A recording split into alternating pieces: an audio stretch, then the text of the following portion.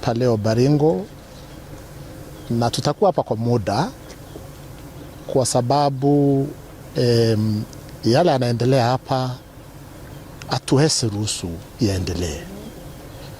Tunafahamu vizuri kaunti ya Baringo imefahamika kwa utalii, lakini yale tunaona yakisungumuzwa, watalii ambao huja kutembea kwa kaunti yetu ya Baringo na investors wengi ambao ungependa kuinvest kwa hii kaunti yetu wanawekwa woga.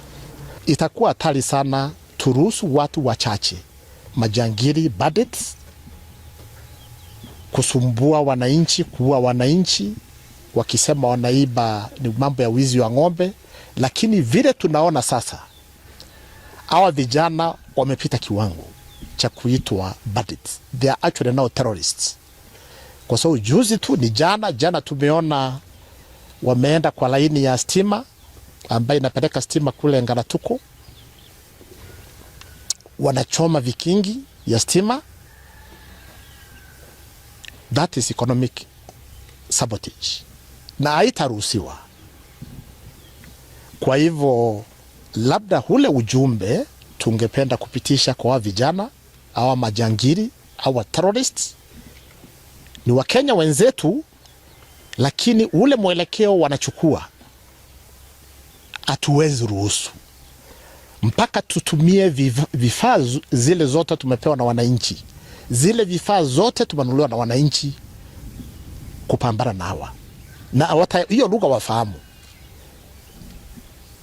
wafahamu ya kwamba mahali wamefika sasa, lugha nyingine. The messages, enough is enough. They have crossed the red line. And the truth is, this is now a matter of kuwa ruthless. Tumeongeza vikosi kadhaa vya usalama kwa hizo sehemu. Ili Ngatuko tumeongeza vikosi ya usalama, na hata kwingine, na wako na vifaa mpya. Juzi tu wamepata magari mapya ambayo inaweza kutembea huko pahali pana shida. Tumenunua bunduki mzito zaidi. Kwa hivyo wana bahati. Langu si kuatisha, lakini kuambia ukweli.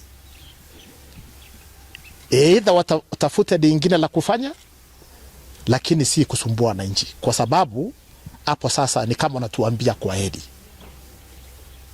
Watu ambao they endowed in society wako sawa, wako na mali, lakini wanahusika in terms of financing these activities. We are not sparing anybody. That's the message. Wherever you are, tuweke siasa kando, tuweke mambo ya mapendeleo kando.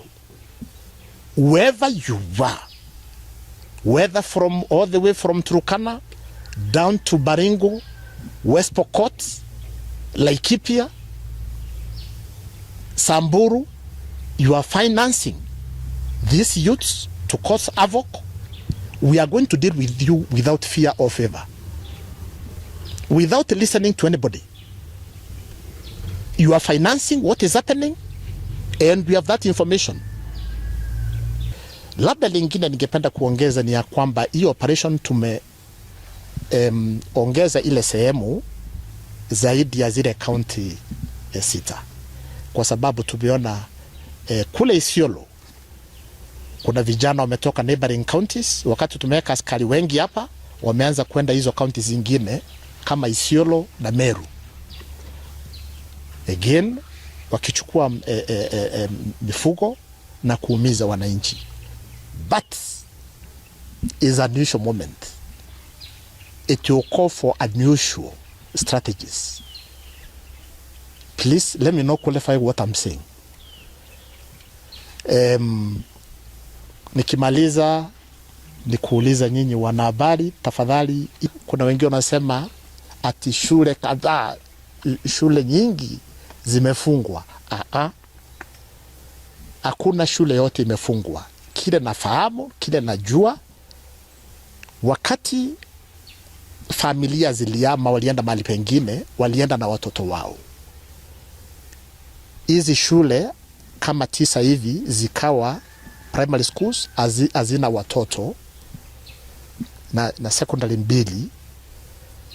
Therefore we are requesting our wazazi warudi kwao nyumbani. We are assuring them of security.